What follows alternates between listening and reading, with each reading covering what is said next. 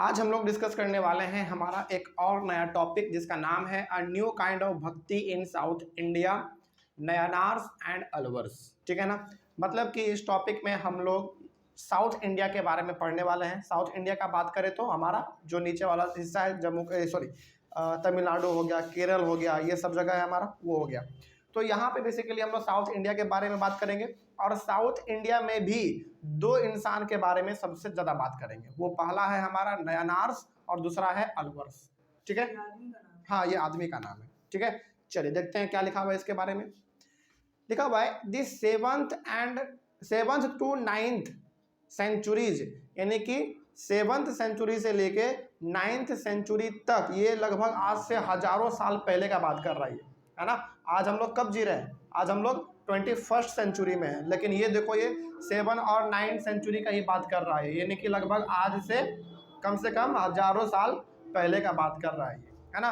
तो दी 7th to 9th centuries saw the emergence of new religious movements led by the Nayanars and Alvars, who came from all castes, including those considered untouchable like the Pulaiyar and the Panars. अब इसका मतलब आप समझिए ध्यान से, 7th और 9th century के बीच में लगभग हमारे भारत में ना रिलीजियस मूवमेंट बहुत ज़्यादा देखा गया। रिलीजियस मूवमेंट का मतलब यहाँ पे ये है कि पूजा पाठ को लेकर अलग अलग प्रकार का काम करना, पूजा पाठ करवाना, पूजा पाठ को बढ़ावा देना, उस समय पे ये सबसे ज़्यादा चल रहा था। कब? 7th सेंचुरी से लेकर 9th सेंचुरी के बीच में ये सब चीज़ ज़्यादा चल रहा था। मतलब कि 7th सेंचुरी से लेकर 9th सेंचुरी तक ये जो पूजा पाठ है ना, धर्म अपना फैलाना, अपने भगवान का प्रचार प्रसार करना, उसके बारे में लोगों को बताना, उसका भयंकर रूप से पूजा पाठ करना, ये उस समय पे ज़्यादा चल रहा था। ठीक है ना। और ये सारा का सारा काम दो आदमी बहुत तेजी से कर रहा था। पहला था हमारा नयनार्स। नयनार्स वो थे saints devoted to Shiva. Nayanars वो थे जो कि शिव भगवान को पूजा करते थे। बात समझ में आ रही है? और अलवर कौन थे? अलवर वो थे जो कि विष्णु भगवान को पूजा करते थे। समझिएगा ध्यान से। तो उस समय पे 7th सेंचुरी से लेकर 9th सेंचुरी तक भगवान का प्रचार प्रसार, उसका पूजा पाठ करना, लोगों को भगवान के बारे में बताना, ये उस समय पे बहुत ज़्यादा चलता था। और भगवान का प्रचार प्रसार करने में, लोगों को बताने में, है ना, पूजा पाठ करवाने में, इसमें दो आदमी का सबसे ज़्यादा योगदान रहा। वो हमारे थे पहला नयनार्स। नयनार्स वो थे जो कि शिव भगवान का पूजा करते थे और अलवर वो थे जो कि विष्णु भगवान का पूजा करते थे। और इन सारे लोगों ने जो रिलीजियस मूवमेंट चलाया था, मतलब कि लोगों को बताना, घूम घूम के भगवान के बारे में पूजा पाठ करवाना, इसमें हर एक कास्ट के लोग जुड़े हुए थे, यानी कि अनटचेबल भी, जिसको कि लोग छूना भी पसंद नहीं करते थे, वो सारे लोग भी इसमें शामिल थे। और उस समय पे हमारा जो अनटचेबल था कास्ट, वो था हमारा पुलेयार और पेनार्स। पुलेयार और पनार्स ये उस समय के दो ऐसे कास्ट थे जो कि बहुत ही लोअर कास्ट माने जाते थे। मतलब कि इनको लोग छूना तो दूर, देखना पसंद नहीं करते थे। तो इस पहले वाले पॉइंट में आपको यह समझ में आ गया कि 7th सेंचुरी से लेकर 9th सेंचुरी के बीच में हमारे भारत में, खास करके साउथ इंडिया में, भगवान का प्रचार प्रसार, भक्ति, ये सब भगवान के बारे में लोगों को बताना, ये उस समय पे ज़्यादा चल रहा था। और इसको दो आदमी मिलकर बहुत ही तेजी से कर रहा था। पहला नयनार वो थे जो कि शिव भगवान का पूजा करते थे, और अलवर वो थे जो कि विष्णु भगवान का पूजा करते थे। और ये सारा जो काम चल रहा था, इसमें बड़े से बड़े कास्ट और छोटे से छोटे कास्ट भी मिले हुए थे। और उस समय के जमाने में दो लोअर कास्ट का नाम क्या था? पहला था हमारा पुलेयार और दूसरा था पनार्स। ये लोअर कास्ट के उस समय पे नाम थे। ठीक है, आगे बढ़ते हैं। उसके बाद they were sharply critical of the Buddhist and Jains and praised ardent of Shiva और विष्णु। अब इसको भी आप समझिए ध्यान से। देखिए साफ लिखा हुआ है, they were sharply critical of the Buddhist and Jains and praised ardent of Shiva और विष्णु।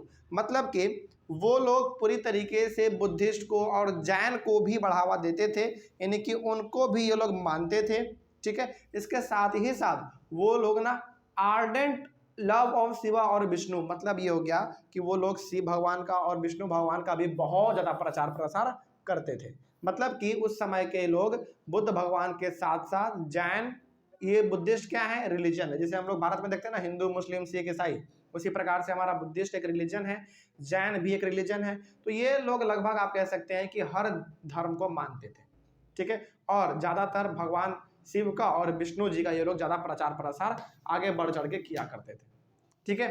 आगे, the Nayanars and the Alvars went from place to place composing exquisite poems in praise of the deities. अब इसको समझिए ध्यान से। तो ये नयनार्स और अलवर्स ये गांव गांव घूमते थे, शहर शहर घूमते थे, और लोग जो कि भगवान को पूजा करते हैं उनसे ये लोग खास करके मिलते थे। और जो पोयम हुआ करता था भगवान को लेकर, मतलब कि भगवान के लिए जो पोयम गाया जाता था, कविता गाया जाता था, या फिर कोई कथा गाया जाता था, तो वो लोगों को ये बताते भी थे, और उनके पास यदि कोई पोयम रहता था तो उनसे भी ये लोग सीखते थे, ठीक है। याद रखिएगा इस चीज को कि the Nayanars and Alvars went from place to place. तो ये लोग गांव गांव घूमते थे, composing exquisite poems in praise of the deities, और लोगों को भक्ति बताते भी थे और लोगों से ये लोग सुनते भी थे, इन्हें कि अपने भी सीखते थे और लोगों को बताते भी थे। बात समझ में आ गया। तो शानदार शानदार कविता, पोयम ये लोग लोगों से सुनते भी थे और सुनाते भी थे। मतलब एक तरीके से कह सकते हैं कि अपने भगवान का ये लोग प्रचार प्रसार बढ़ चढ़ के कर रहे थे।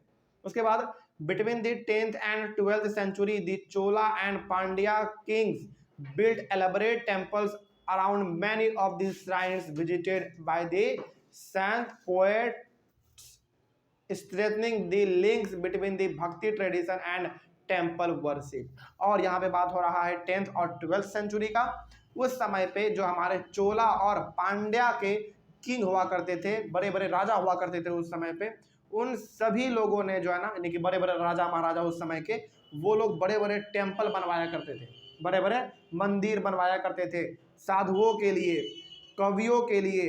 और इससे क्या होता था, इससे ये होता था कि भक्ति के बीच में, यानी कि भक्ति से लोग ज़्यादा जुड़ते थे, भक्ति करने के लिए, पूजा पाठ करने के लिए लोग मंदिरों में आते थे, वहाँ समय बिताते थे। और इससे क्या होता था, इससे ये होता था कि पूजा पाठ का महत्व भी बढ़ता था और लोग अपने भगवान का पूजा भी कर लेते थे, ठीक है ना। इस बात को अभी आप याद रखेंगे। उसके बाद आपके एनसीईआरटी बुक में एक टर्म दिया हुआ है, हैगोग्राफीज। हैगोग्राफीज का मतलब क्या होता है, राइटिंग ऑफ सेंट लाइव्स।